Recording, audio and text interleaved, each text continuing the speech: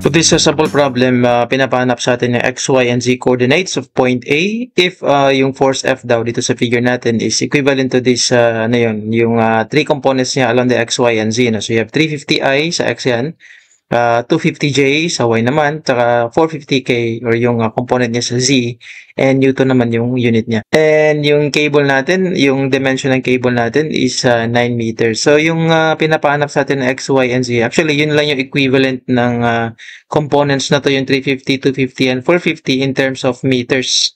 Okay, so parang ratio and proportion lang yan. Yung length niya na 9 meters, meron din yung equivalent na magnitude, which is the resultant ng tatlong forces na to, no? Yung components na to.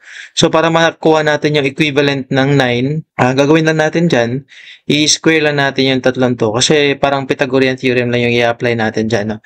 So, para makuha natin yung magnitude ng tatlong components na yan, so we have F is just equivalent to the square root of 350 squared plus 250 squared plus 450 squared. Hindi na magmamatter yung negative na sign dyan kasi square lang din naman natin. No? Yung negative dyan, direction lang kasi yan ng components natin. No?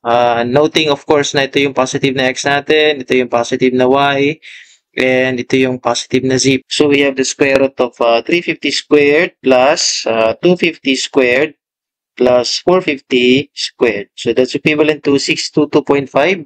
So we have 622.5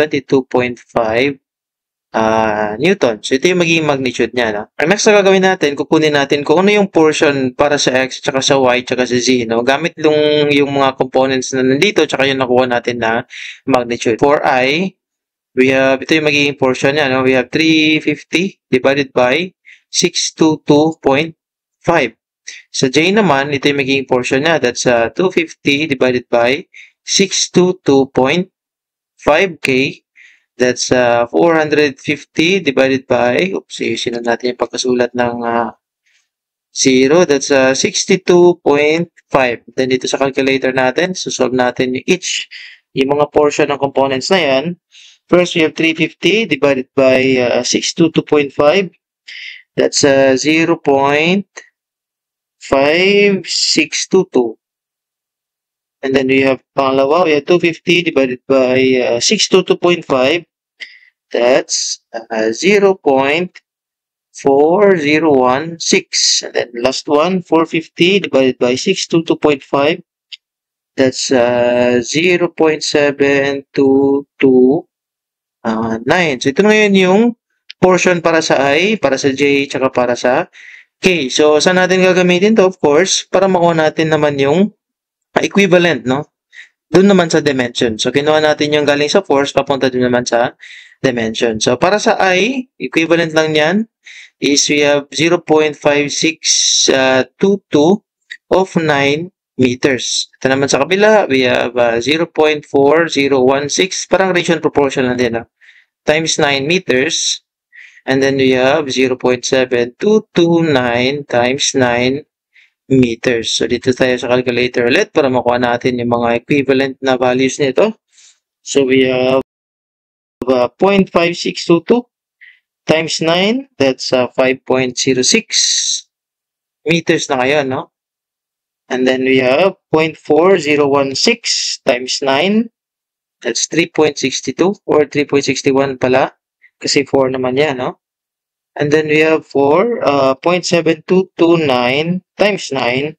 We have 6.51. 6.51 meters. Ito na ngayon yung directional natin or kung lalagyan natin ng it's RAB. Direction natin, that's 5.06i minus, no? Kasi negative yung y tsaka z natin. So that's minus 3.61. 61j minus 6.51k. Lahat yan ay naka-meters na. Okay? So, ito na ngayon yung coordinates natin. No? Coordinates natin in terms of meters. Ito yung pinapahanap mo. X, Y, and Z coordinates of point A. Kung forces natin ay ganun. Okay? So, pag i-square root naman to, 5 squared plus 3.61 squared plus 6.51 squared tapos square root lahat, makukuha natin yung 9 meters. Okay, so I think yun na yan para sa sample problem natin. And again, thank you again for watching and see you sa mga next sample problems natin.